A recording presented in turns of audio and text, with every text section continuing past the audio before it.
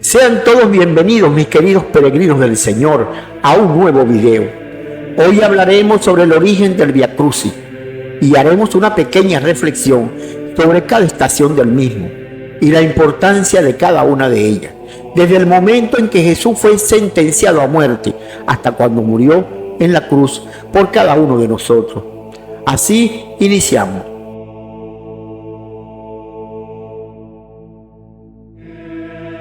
¿Qué es el Vía Crucis?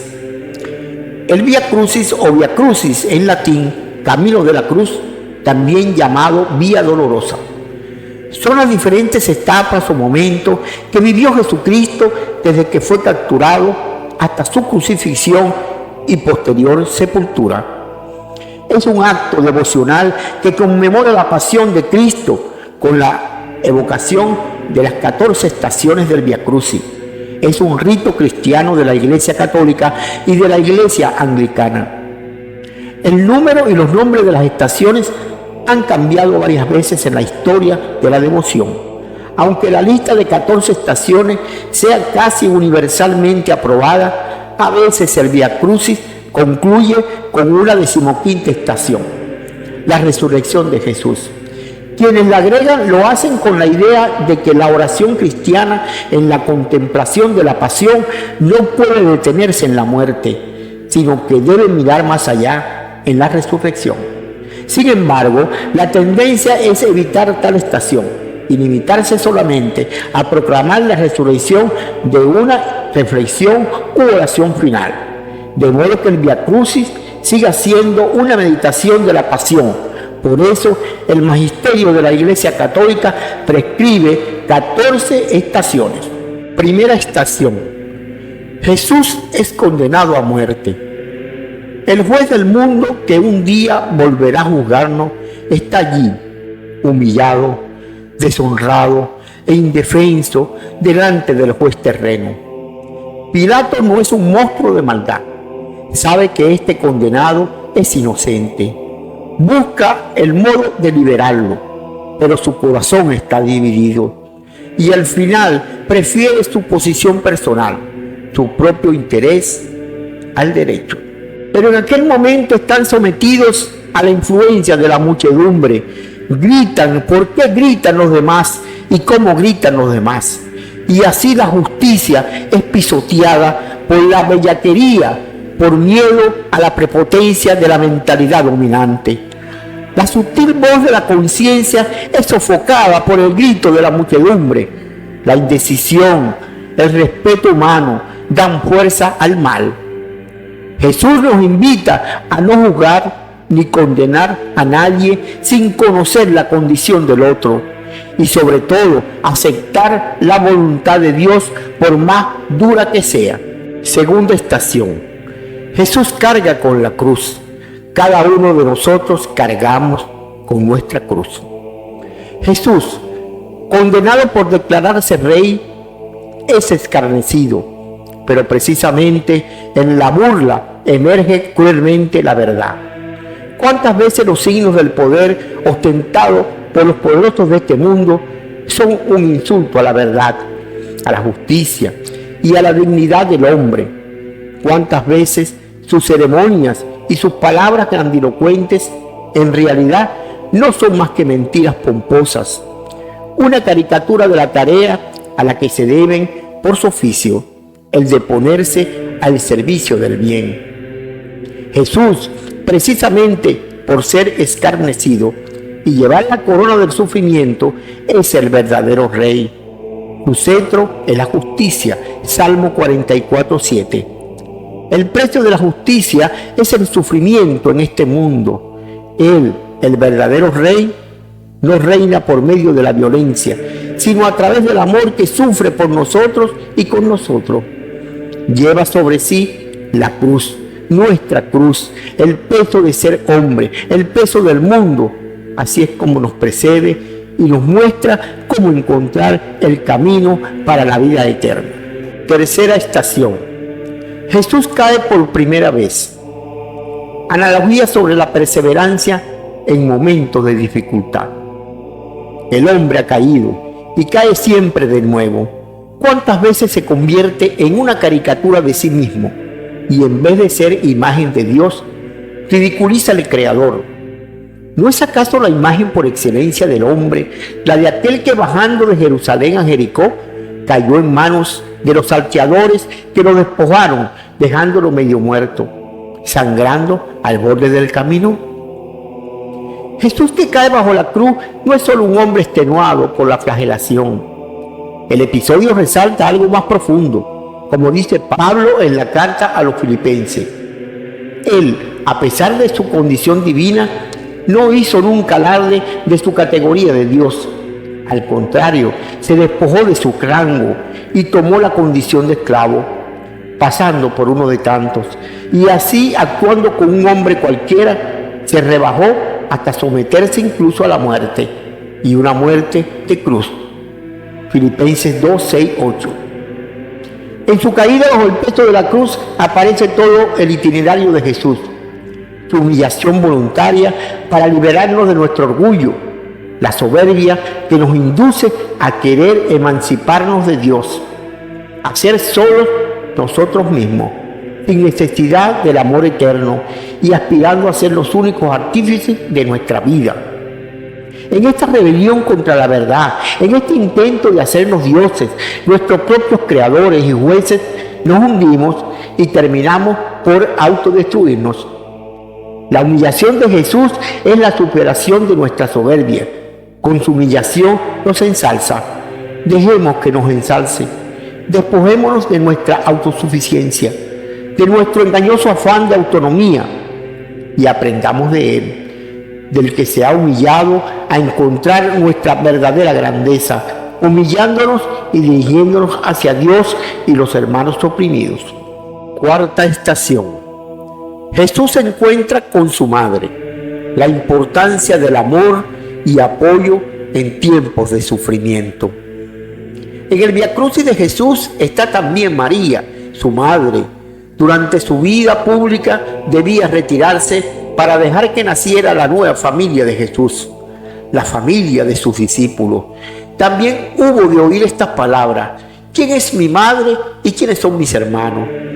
El que cumple la voluntad de mi Padre del cielo, ese es mi hermano y mi hermana y mi madre. Mateo 12, 48, 50. Y esto muestra que ella es la madre de Jesús, no solamente en el cuerpo, sino también en el corazón. Porque incluso antes de haberlo concebido en el vientre con su obediencia, lo había concebido en el corazón. Se le había dicho: concebirás en tu vientre y darás a luz a un hijo. Será grande, el Señor Dios le dará el trono de David, su padre. Lucas 1:31. Pero poco más tarde el viejo Simeón le diría también: y a ti una espada te traspasará el alma. Lucas 2:35. Esto le haría recordar palabras de los profetas como esta: maltratado, voluntariamente se humillaba y no abría boca, como un cordero llevado al matadero. Isaías 53:7. Ahora se hace realidad. En su corazón había guardado siempre la palabra que el ángel le había dicho cuando todo comenzó: no temas, María. Lucas 1:30.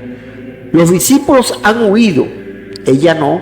Está allí con el valor de la madre, con la fidelidad de la madre, con la bondad de la madre y con su fe, que resiste en la oscuridad.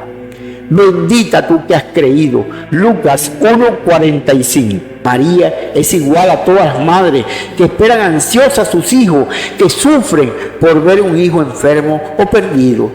El mismo calvario que vive María, lo vive cada madre en el mundo. Quinta estación. Simón de Cirene ayuda a Jesús a llevar la cruz. La importancia sobre el servicio desinteresado y ser solidario.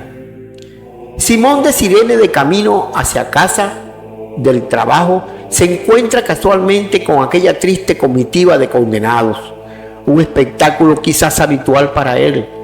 Los soldados usan su derecho de coacción y cargan al robusto campesino con la cruz. Qué enojo debe haber sentido al verse improvisadamente implicado en el destino de aquellos condenados. hace lo que debe hacer, ciertamente con mucha repugnancia. El evangelista Marcos menciona también a sus hijos, seguramente conocidos como cristianos, como miembros de aquella comunidad. Marcos 15:21. Del encuentro involuntario ha brotado la fe, acompañando a Jesús y compartiendo el peso de la cruz.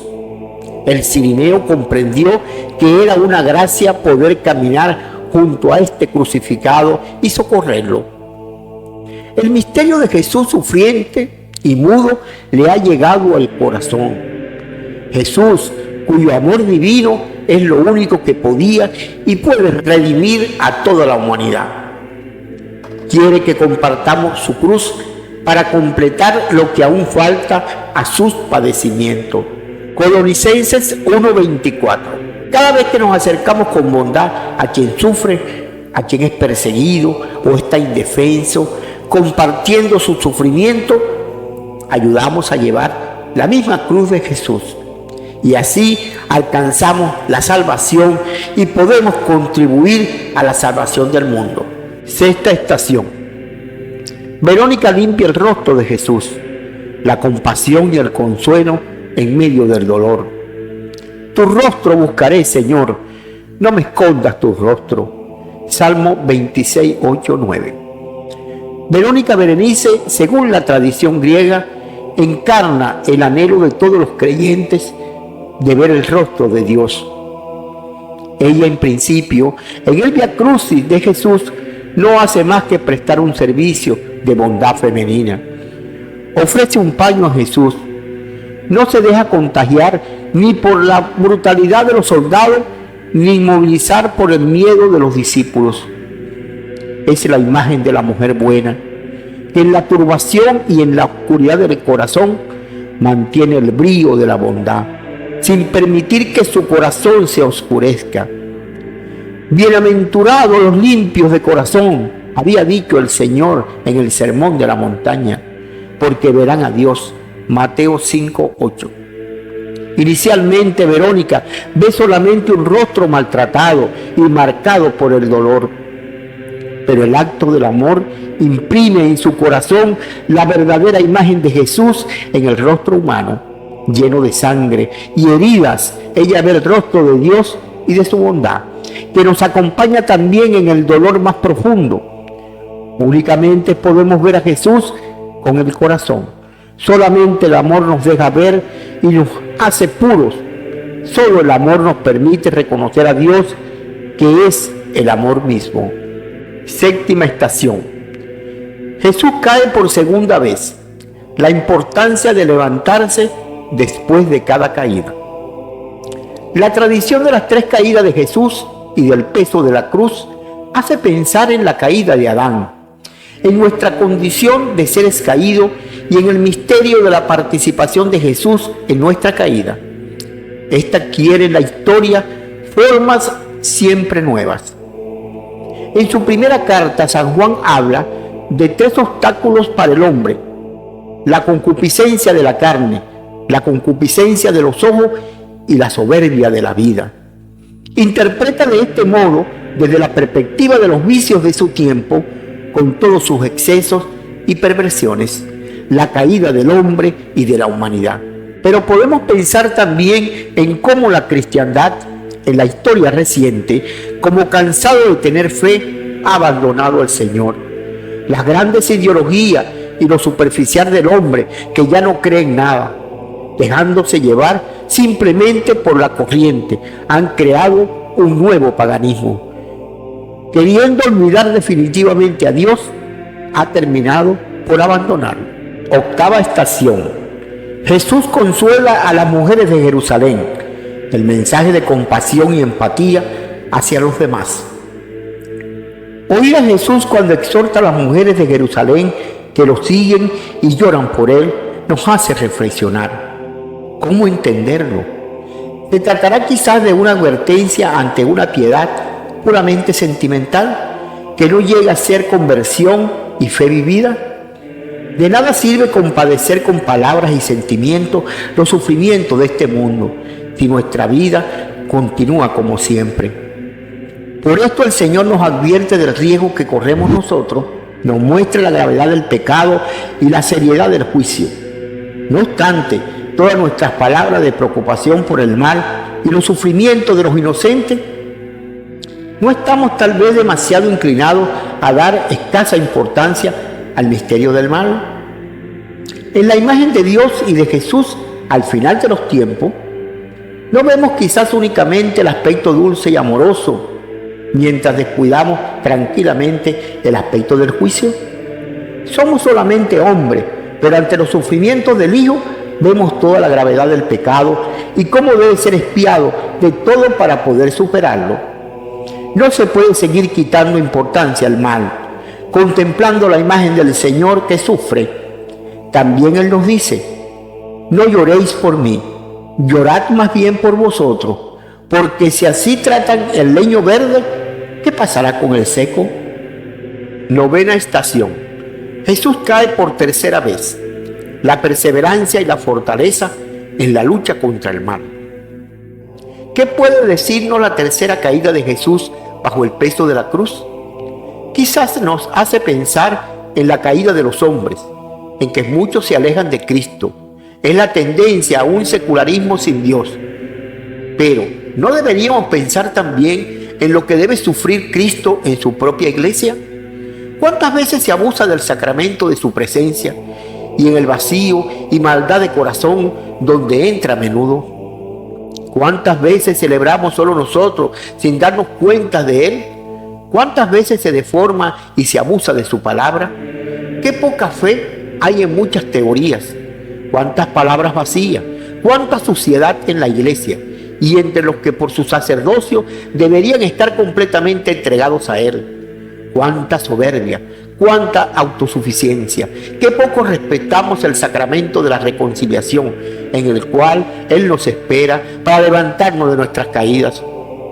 También esto está presente en su pasión, la traición de los discípulos, la recepción indigna de su cuerpo y de su sangre. Es sinceramente el mayor dolor del Redentor, el que le traspasa el corazón. No nos queda más que gritarle desde lo profundo del alma: Señor, sálvanos. Mateo 8:25. Décima estación. Jesús es despojado de sus vestiduras. Reflexión sobre la humildad y la aceptación de la voluntad de Dios. Jesús es despojado de sus vestiduras. El vestido confiere al hombre una posición social, indica su lugar en la sociedad, le hace ser alguien. Ser desnudado en público significa que Jesús no es nadie, no es más que un marginado, despreciado por todos. El momento de despojarlo nos recuerda también la expulsión del paraíso. Ha desaparecido en el hombre el esplendor de Dios y ahora se encuentra en un mundo desnudo, al descubierto, y se avergüenza. Jesús asume una vez más la situación del hombre caído. Jesús despojado nos recuerda que todos nosotros hemos perdido la primera vestidura y por tanto el esplendor de Dios. Al pie de la cruz, los soldados echan la suerte de sus míseras pertenencias, sus vestidos. Los evangelistas los relatan con palabras tomadas del Salmo 21:19 y nos indican así lo que Jesús dirá a los discípulos de Maús. Todo se cumplió según las Escrituras. Nada es pura coincidencia. Todo lo que sucede está dicho en la palabra de Dios, confirmado por su designio divino. El Señor experimenta todas las fases y grados de la perdición de los hombres y cada uno de ellos. No obstante, su amargura son un paso de la redención y así devuelve Él a la casa la oveja perdida. Recordemos también que Juan precisa el objeto del sorteo, la túnica de Jesús, tejida de una pieza de arriba abajo. Juan 19:23. Podemos considerarlo una referencia a la vestidura del sumo sacerdote, que era de una sola pieza, sin costura. El crucificado, es de hecho el verdadero sumo sacerdote. 11ª estación. Jesús es clavado en la cruz. El sacrificio y el amor infinito de Cristo por la humanidad. Jesús es clavado en la cruz. La sábana santa de Turín nos permite hacernos una idea de la crueldad de este procedimiento. Jesús no bebió el calmante que le ofrecieron. Asume conscientemente todo el dolor de la crucifixión. Su cuerpo está martirizado. Se han cumplido las palabras del Salmo: yo soy un gusano, no un hombre, vergüenza de la gente, desprecio del pueblo. Salmo 21, 27. Como uno ante quien se oculta el rostro, era despreciado, y con todo era nuestro sufrimiento lo que él llevaba, y nuestros dolores lo que soportaba. Isaías 53, 3. Vamos a detenernos en esta imagen de dolor ante el Hijo de Dios sufriente. Es necesario que miremos en los momentos de satisfacción y gozo para aprender a respetar sus límites y a ver lo superficial de todos los bienes puramente materiales. Por eso debemos mirar siempre también los momentos de adversidad y angustia para reconocer que precisamente así estamos cerca de Dios. Tratemos de descubrir su rostro, ese que nos guía a la luz y nos saca de la oscuridad. 12ª estación. Jesús muere en la cruz. La redención y la esperanza a través del sacrificio de Jesús. Sobre la cruz, en las dos lenguas del mundo de entonces, el griego y el latín, y en la lengua del pueblo elegido, el hebreo, está escrito quién es Jesús, el Rey de los judíos, el Hijo prometido de David. Pilato, el juez injusto, ha sido profeta a su pesar. Ante la opinión pública mundial se proclama la realeza de Jesús. Él mismo había declinado el título de Mesías porque habría dado a entender una idea errónea, humana, de poder y salvación. Pero ahora el título puede aparecer escrito públicamente encima del crucificado. Efectivamente, es verdaderamente el Rey del mundo. Ahora ha sido realmente ensalzado al descender al infierno y al ascender a los cielos. Ahora ha cumplido radicalmente el mandamiento del amor, ha cumplido el ofrecimiento de sí mismo y de este modo manifiesta al verdadero Dios, al Dios que es amor. Ahora sabemos que es Dios, sabemos cómo es la verdadera realeza. Jesús recita el Salmo 21, que comienza con estas palabras: ¡Padre! ¡Padre! ¿Por qué me has abandonado? Salmo 21, 2. Asume en sí todo el Israel sufriente, a toda la humanidad que padece, el drama de la oscuridad de Dios, y manifiesta de este modo a Dios justamente donde parece estar definitivamente vencido y ausente. La cruz de Jesús es un acontecimiento cósmico. El mundo se oscurece cuando el Hijo de Dios padece la muerte. La tierra tiembla y junto a la cruz nace la iglesia en el ámbito de los paganos. El centurión romano reconoce y entiende que Jesús es el Hijo de Dios. Desde la cruz, Él triunfa siempre de nuevo. 13ª estación. Jesús es descendido de la cruz, el duelo y la esperanza en la resurrección. Jesús está muerto.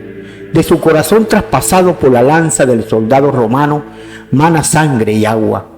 Misteriosa imagen del caudal de los sacramentos, del bautismo y de la Eucaristía, de los cuales por la fuerza del corazón traspasado del Señor, renace siempre la iglesia. A Él no le quiebran las piernas, como a los otros dos crucificados. Así se manifiesta como el verdadero Cordero Pascual, al cual no se le debe quebrantar ningún hueso. Éxodo 12, 46. Y ahora que ha soportado todo, se ve que a pesar de toda la turbación del corazón, a pesar del poder del odio y de lo ruin que es el hombre, Él no está solo. Están los fieles. Al pie de la cruz estaba María, su madre, la hermana de su madre, María Magdalena, y el discípulo que Él amaba. Llega también un hombre rico, José de Arimatea. El rico logra pasar por el ojo de la aguja porque Dios le da la gracia. Entierra a Jesús en su tumba, aún sin estrenar, en un jardín. El cementerio se transforma en un vergel. El jardín del que había sido expulsado Adán cuando se alejó de la plenitud de la vida de su creador. El sepulcro en el jardín manifiesta que el dominio de la muerte está a punto de terminar. Y llega también un miembro del Sanedrín, Nicodemo, al que Jesús había anunciado el misterio del renacer por el agua y el Espíritu. También en el Sanedrín, que había decidido su muerte, hay alguien que cree, que conoce y reconoce a Jesús después de su muerte. En la hora del gran luto, de la gran oscuridad y de la desesperación, surge misteriosamente la luz de la esperanza.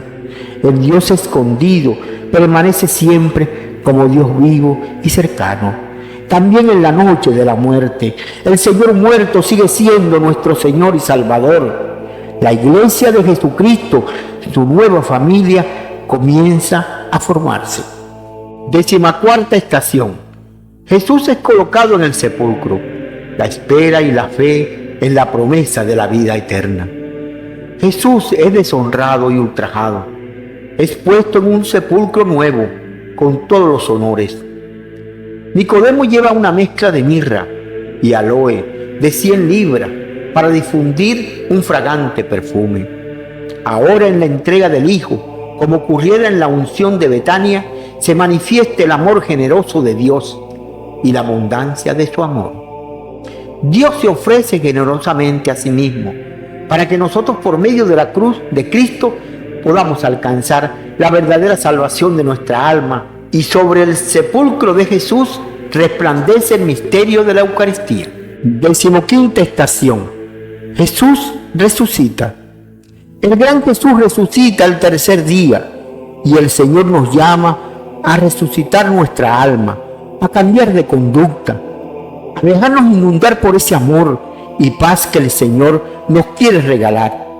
El Señor desea que todos nosotros seamos salvos y nos envía a predicar su palabra, a ser testimonios vivientes del amor y el Evangelio de Cristo.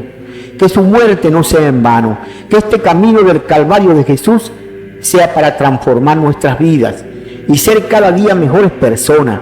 Para agradar al Señor es así como tendremos vida y vida en abundancia. Bendito sea el nombre de Jesús por siempre y para siempre, porque ha vencido a la muerte y nos ha regalado la vida eterna. Hasta un próximo video, mis queridos peregrinos, Dios los bendiga siempre.